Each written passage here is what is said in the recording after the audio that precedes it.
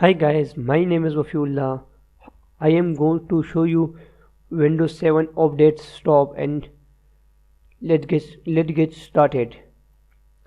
Let menu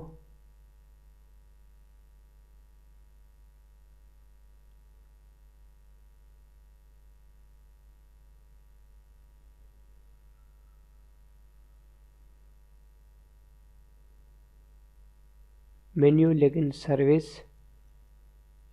services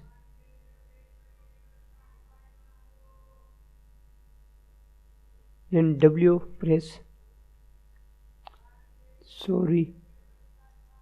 W window updates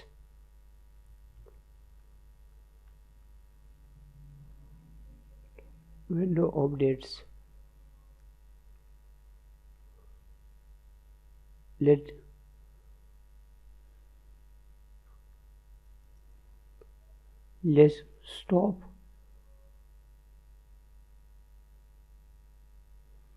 and disable, then apply, then OK.